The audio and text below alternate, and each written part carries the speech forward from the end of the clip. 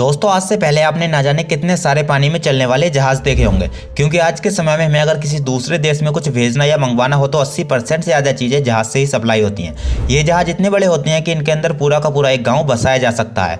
लेकिन दोस्तों जब भी हम इनको पानी के अंदर चलते हुए देखते हैं तो हमारे मन में ये सवाल तो जरूर आता है कि इतने बड़े जहाज को पानी में किस तरह से उतारा जाता होगा। तो आज मैं आपको इस वीडियो में यही बताऊंगा कि इतने बड़े जहाज को पानी में किस तरह से उतारा जाता है और इतने बड़े जहाज को बनाया किस तरह से जाता है। बस इस वीडियो में आगे बढ़ने से पहले आपसे एक छोटी सी रिक्वेस्ट है कि अगर आप हमारे चैनल गुड ग्रेड टीवी पर नए हो तो सब्सक्राइब कर लो। तो चलिए दोस्तों आपको बताते हैं कि इतने बड़े जहाज को बनाया और उतारा किस तरह से जाता है। दोस्तों इतने बड़े बड़े जहाजों को देखकर कोई भी इंसान इस बात को तो आसानी से समझ सकता है कि 1 लाख टन से भी भारी बने हुए जहाजों को बनाना कोई आसान काम तो नहीं है। इन जहाजों को बनाने के लिए हजारों वर्कर्स और सालों की मेहनत लगती है।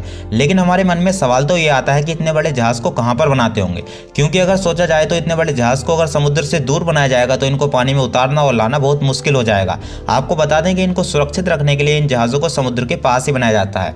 किसी भी जहाज को बनाने के लिए समुद्र के एक किनारे पर एक शिप से बड़ा स्पेस बनाया जाता है और उसे अच्छी तरह से मिट्टी से ठोस कर दिया जाता है ताकि जब जहाज इस पर बनाया जाए तो इसकी मिट्टी नीचे न बैठे। इसके बाद छोटे छोटे ब्लॉक्स की मदद से शिप का बेस तैयार किया जाता है, जिसके ऊपर बनाया जाता है कई मंजिला शानदार जहाज। आपको बता दें कि जहाज का जो बेस होता है वो हार्ड स्टील से बनाया जाता है। वैसे तो पूरा जहाज ही स्टील से बनाया जाता है, लेकिन जहाज का जो बेस होता है उसमें ऊपर लगे स्टील से ज्यादा हार्ड स्टील लगाया जाता है, क्योंकि जहाज जब पानी में चलता है तो लोहे या किसी और मटेरियल के खराब होने की ज्यादा संभावना रहती है। इसलिए स्टील की मोटी मोटी चादरों से बेस को बनाया जाता है और फिर सभी हिस्सों को एक साथ जोड़ने के लिए स्टील की रोड से वेल्ड किया जाता है। और जहाज के पूरे बेस को बनाने के लिए इसी तरह की 4 स्टील की परतों का इस्तेमाल किया जाता है और फिर इसी तरीके से जहाज की गैलरी, बेसमेंट, स्विमिंग पूल और रूम्स बनाए जाते हैं। और फिर इसके बाद स्टील की एक मोटी परत से जहाज की छत बनाई जाती है और फिर इसके बाद जहाज में एक एक्सपर्ट इलेक्ट्रीशियन द्वारा बिजली की फिटिंग की जाती है। आपको बता दें कि लकड़ी और शीशे की मदद से जहाज के अंदर कमरों को बनाया जाता है, यानी कि ये कहें कि बेसिक डिजाइन के बाद जहाज को लकड़ी और शीशे की मदद से एक आलीशान लग्जरी जहाज बनाया जाता है। और फिर इस जहाज के अंदर इंसान की जरूरत के हिसाब से हर वो चीज लगाई जाती है जो इंसान को पसंद हो या फिर उसकी इंसान को जरूरत हो। जब भी किसी जहाज को बनाया जाता है तो उसमें उसको लग्जरी बनाने के साथ साथ लोगों की सेफ्टी का भी ध्यान रखा जाता है। इंजीनियर जब जहाज का स्ट्रक्चर तैयार करते हैं तो वो सबसे पहले जहाज की सेफ्टी पर ही ध्यान देते हैं। और जब जहाज की पावर की बात आती है तो जहाज को बनाते समय इसमें लगने वाले इंजन को कई दफा टेस्ट किया जाता है। आपको बता दें कि एक नॉर्मल जहाज में 1 लाख हॉर्स पावर का इंजन लगा होता है। ये इंजन पानी को चीट कर जहाज को आगे ले जाता है। जब जहाज में सारी चीजें फिट हो जाती हैं तो उसके बाद जहाज को पेंट किया जाता है और फिर इसे टेस्टिंग के लिए पानी में उतारा जाता है। अब तक हमने आपको ये तो बता दिया कि इतने बड़े जहाज को बनाया किस तरीके से जाता है। अब आपको बताते हैं कि इतने बड़े जहाज को पानी में किस तरह से उतारा जाता है। दोस्तों जहाज को पानी में उतारना एक बहुत ही खतरनाक काम होता है। अगर इसको पानी में उतारते समय एक छोटी सी भी गलती हो गई तो करोड़ों या अरबों रुपए का नुकसान हो सकता है।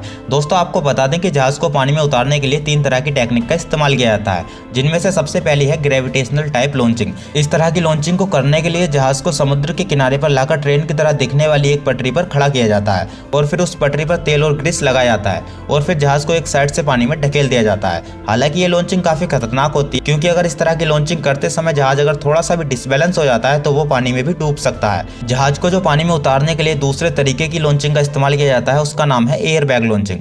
इस लॉन्चिंग को करने के लिए जहाज को सबसे पहले बड़े बड़े सिलेंडर जैसे एयर बैग्स पर रखा जाता है और फिर इस जहाज को पीछे की तरफ से पानी में ढकेला जाता है और फिर जहाज लुढ़कता हुआ समुद्र में चला जाता है। आपको बता दें कि जहाज को लॉन्च करने में सबसे सेफ लॉन्चिंग एयरबैग लॉन्चिंग ही है। अब हम आपको ये बताते हैं कि सबसे आखिरी लॉन्चिंग किस तरह से की जाती है। सबसे आखिरी लॉन्चिंग का नाम है मैकेनिकल लॉन्चिंग। इस लॉन्चिंग के बारे में आपको बता दें कि अब तक जो हमने जहाज को लॉन्च करने के दोनों तरीके देखे थे उनमें सबसे खतरनाक ये वाला ही है। ये लॉन्चिंग कितनी खतरनाक है आपको इस वीडियो में दिख ही रहा होगा। आपको बता दें कि इस तरीके से किसी भी बड़े जहाज को पानी में नहीं उतारा जाता, क्योंकि इस तरह की लॉन्चिंग करने में जहाज के डूबने का काफी ज्यादा खतरा रहता है। इस तरह से जहाज को पानी में उतारने के लिए जहाज को 2 क्रेन की मदद से उठाया जाता है और फिर उसे पानी में छोड़ दिया जाता है। दोस्तों ये सब जानने के बाद हमारे मन में ये सवाल तो जरूर आता है कि जब हम पानी में एक छोटी सी कील भी डाल देते हैं तो वो पानी में डूब जाती है, लेकिन जहाज इतना बड़ा होने के बाद भी पानी में क्यों नहीं डूबता।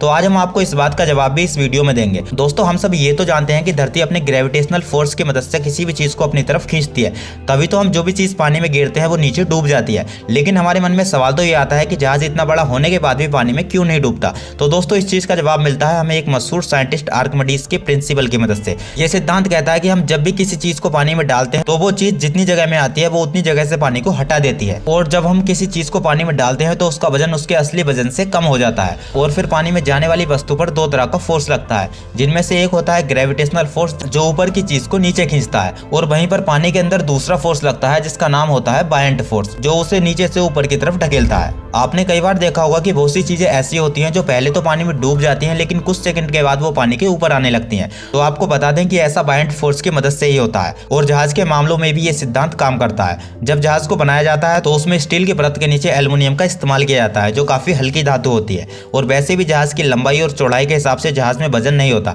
इसलिए जहाज आराम से पानी में तैर लेता है। दोस्तों, मुझे उम्मीद है कि आपको पता चल गया होगा कि जहाज किस तरह से बनाया जाता है और इसे किस तरह से पानी में उतारा जाता है।